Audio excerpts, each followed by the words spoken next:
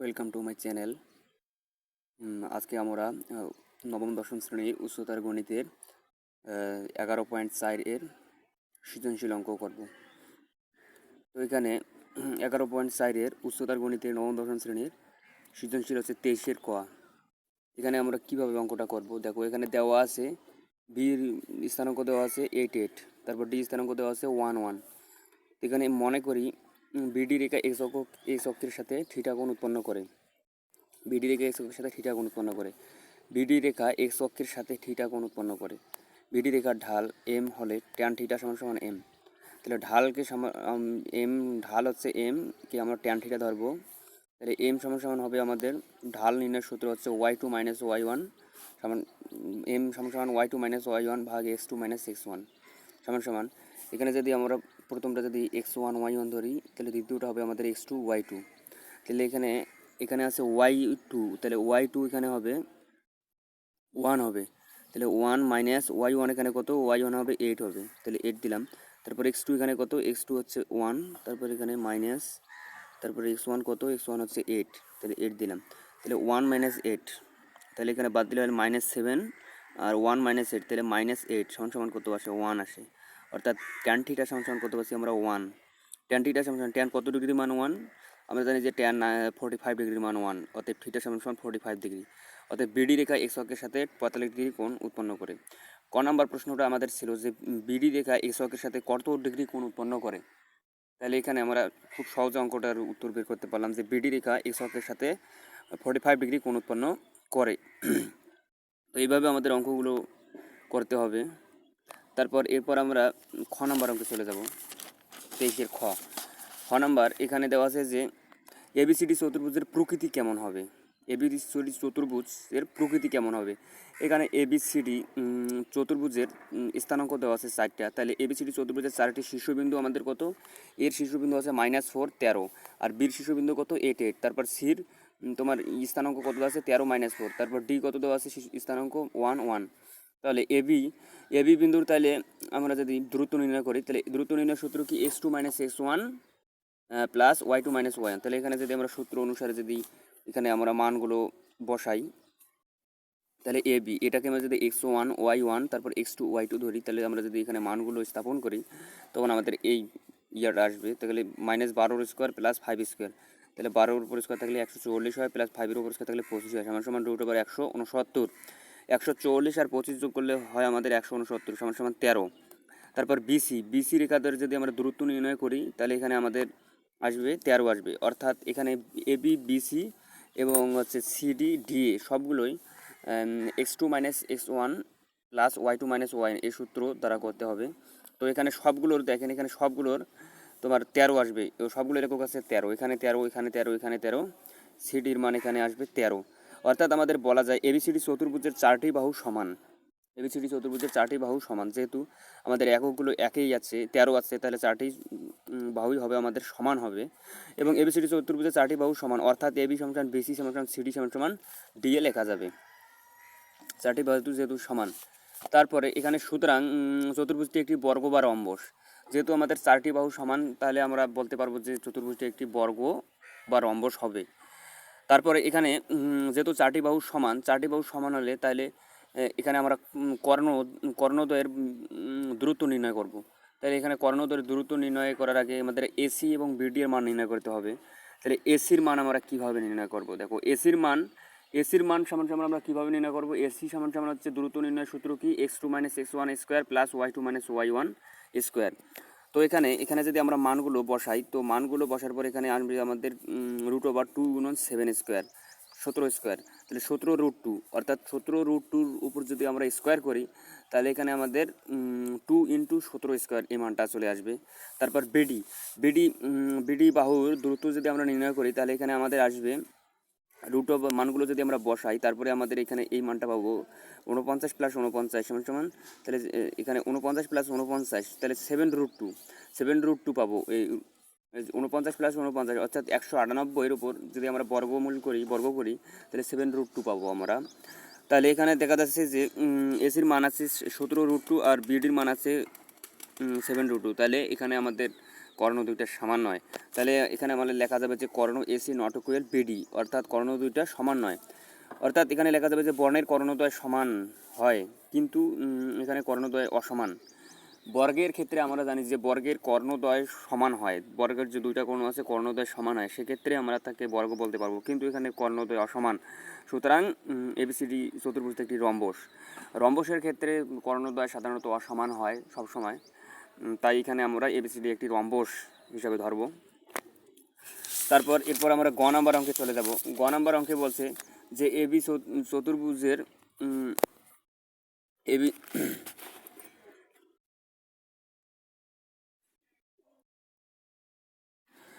গ নম্বর অঙ্কটা বলছে আমাদের এবি চতুর্ভুজের যে অক্ষে এক্স অক্ষে অবস্থান করে তার ক্ষেত্রফল নির্ণয় করতে বলছে। এক্স অক্ষে অবস্থান করতেছি, তার ক্ষেত্রফল নির্ণয় করো। এখানে আমরা এবিসিডি চতুর্ভুজের বিন্দুগুলো আগে বসাবো। এ বিন্দুর স্থানাঙ্ক, বি বিন্দুর স্থানাঙ্ক, সি বিন্দুর স্থানাঙ্ক এবং ডি বিন্দুর স্থানাঙ্ক। বিন্দুগুলোকে এক্স ওয়াই সমতলে স্থাপন করবো আগে। করার পর তারপর আমাদের দেন চিত্র হতে ধরি সিডি রেখা ও বিসি রেখা এক্স অক্ষকে স্পর্শ করে। এখানে আমরা একটা গ্রাফ আঁকাছি। এখানে গ্রাফ আঁকার পরে যে বিন্দুগুলো দেখেছি এটা হচ্ছে ওয়াই দশক রেখা, এক্স রেখা এবং বিন্দুগুলো বলেছি এটা এ বিন্দু, এটা হচ্ছে এ, এটা হচ্ছে এ সি, তারপর এটা হচ্ছে ডি, এটা হচ্ছে বি। তারপর এখানে বিন্দুগুলো স্থাপন করার পর আমাদের তাহলে এখান থেকে চিত্র হতে দেখা যায় যে সিডি রেখা, এই যে এখানে দেখেন যে সি আর ডি রেখা, এই দুটো রেখা ই বিন্দুতে স্পর্শ করতেছে, অর্থাৎ এক্স অক্ষকে ই বিন্দুতে স্পর্শ করতেছে। এই সিডি রেখা ই বিন্দু এক্স অক্ষকে ই বিন্দুতে স্পর্শ করতেছে। তাহলে আমরা লিখতে পারি সহজে যে সিডি রেখা ও বিসি রেখা এক্স অক্ষকে স্পর্শ ইও এফ বিন্দুতে স্পর্শ করে, অর্থাৎ সিডি রেখা ও বিসি রেখা ইও এফ বিন্দুতে স্পর্শ করতেছে, বিন্দুতে এক্স অক্ষকে, এই এক্স অক্ষকে স্পর্শ করতেছে। তাহলে সিডি রেখার সমীকরণ আমরা কি সূত্র জানি? ওয়াই মাইনাস ওয়াই ওয়ান ভাগ এক্স মাইনাস এক্স ওয়ান সমান সমান Y one minus Y two ভাগ X one minus X two. এই সূত্র আমরা জানি, যদি রেখার সমীকরণ নির্ণয়ের সূত্র। তাহলে এখানে যদি আমরা মানগুলো বসাই, তাহলে ওয়াই মাইনাস ওয়াই ওয়ান এখানে, তাহলে এখানে আমাদের ওয়াই মাইনাস ওয়াই, এখানে মানগুলো আসবে আমাদের এখানে 5/12 আসবে, আর এখানে আসবে, এখানে যদি আমরা আর গুণ করি 5x মাইনাস 5 সমান মাইনাস 12y প্লাস 12 আসবে, তখন 5x minus 12y plus 12y সমান 17 হবে। তারপর রেখাটি যেহেতু এক্স অক্ষকে স্পর্শ করতেছে, ই বিন্দুতে ছেদ করে, রেখাটি এক্স অক্ষকে এই বিন্দুতে ছেদ করে, অর্থাৎ এক্স অক্ষকে এই বিন্দুতে ছেদ করতেছে আমাদের এখানে এক্স অক্ষকে। এই বিন্দুতে যেহেতু ছেদ করতে, এক্স অক্ষকে ছেদ করলে ওয়ার মান আমরা সাধারণত জানি 0 হয়। তাহলে এখানে যদি আমরা ওয়ার মানটা 0 ধরি করি, তাহলে 5x প্লাস 12y সমান 17। তাহলে 5x প্লাস 12 ইন্টু 0 সমান 17। তাহলে 5x সমান কত আসবে আমাদের 17 আসবে, x সমান কত 17/5, অর্থাৎ ই বিন্দুর স্থানাঙ্কটা আমরা পাইছি কত 17/5 0। অর্থাৎ এখানে যে এই বিন্দুর স্থানাঙ্ক দেওয়া আছে, এই বিন্দুর স্থানাঙ্ক আমরা কত পাচ্ছি 17/5 0। তারপর আমরা বিসি রেখার সমীকরণ নির্ণয় করব। এখানে বিসি রেখার সমীকরণ আমরা নির্ণয় করব কীভাবে? ওই একই সূত্র দ্বারা ওয়াই মাইনাস ওয়াই ওয়ান ভাগ এক্স মাইনাস এক্স ওয়ান সমান Y one minus Y two ভাগ X one minus X two.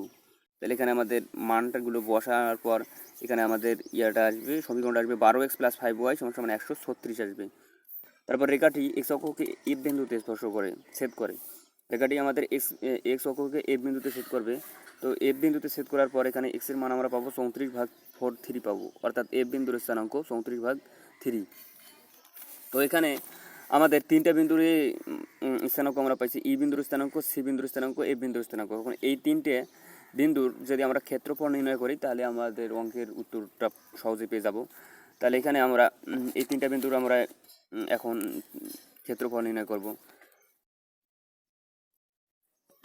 এই তিনটা বিন্দুর এখন আমরা ক্ষেত্রফল নির্ণয় করব। এখানে যে ই সি এফ বিন্দুর ক্ষেত্রফল নির্ণয় করব। তাহলে এখানে লেখা যায় যে ই সি এফ ত্রিভুজের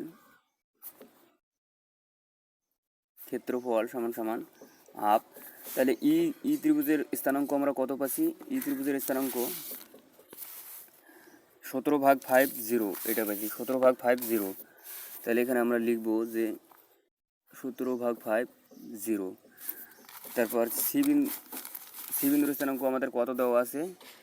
13 - 4 দেওয়া আছে। তাহলে সি বিন্দুর স্থানাঙ্ক আমাদের দেওয়া আছে 13 - 4, 13 - 4।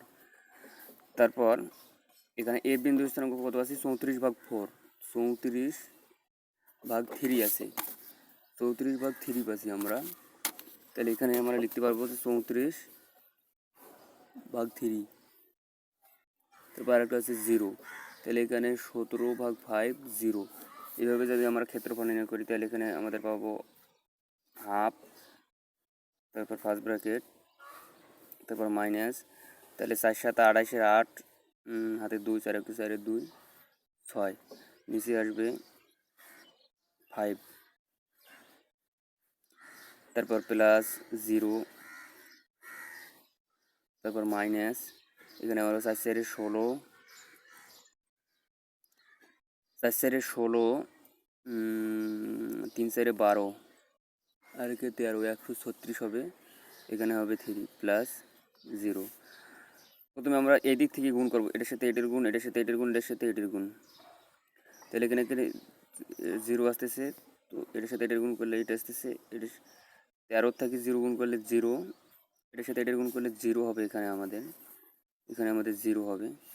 তারপর এখানে আমরা এদিক থেকে যদি গুণ করি তখন হবে -0। তারপর এদিক থেকে যদি গুণ করি মাইনাসে মাইনাসে প্লাস, তখন 4 × 4 হবে আমাদের 16, হাতে 1, 3 × 4 = 12, আর একে 13, 136, নিচে হবে 13। এদিক থেকে গুণ করলে 0 গুণন 17/5 গুণ করলে 0 হবে। তো এখানে আমাদের ফলাফল আসতেছে হাফ, তারপর এখানে আছে 136/3 -68/5 এরকম আসবে।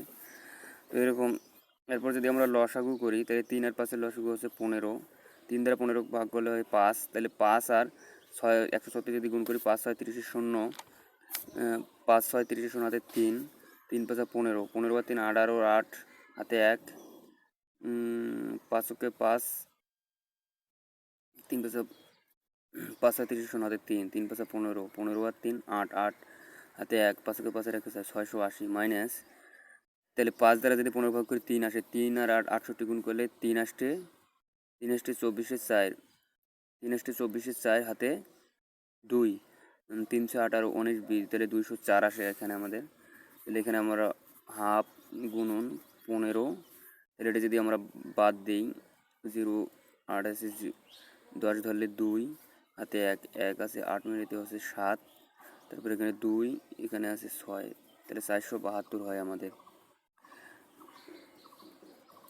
তাহলে এখানে আমরা যদি কাটাকাটি করি তাহলে 2 × 2 = 4, 3 × 2 = 6, 12, 6 × 2 = 12, 236 আসে আমাদের। তাহলে 236/15, এটাকে যদি আমরা ভাগ করি তাহলে 236, তাহলে 15কে 15, এখানে আসে 5, 5 8 86, তাহলে 5 দ্বারা যদি আমরা গুণ করি 5 15 75, তাহলে 5 আছে 16 মিলাইতে হচ্ছে তোমার 5 6 1, 5 থেকে 6 বাদ দিলে 1, 7 আছে 8 11, তাহলে এখানে আমাদের 15/11 বর্গ একক দিতে হবে। তো এখানে আমাদের উত্তর চলে আসছে 15 সমস্ত 15 × 11। তাহলে আমরা লিখতে পারবো যে অ্যান্সার 15 সমস্ত 15 × 11 বর্গ একক। এভাবে আমাদের সৃজনশীল করতে হবে। Thanks for watching. যে ভিডিওটা দেখতেছেন একটা সাবস্ক্রাইবার দিয়েন।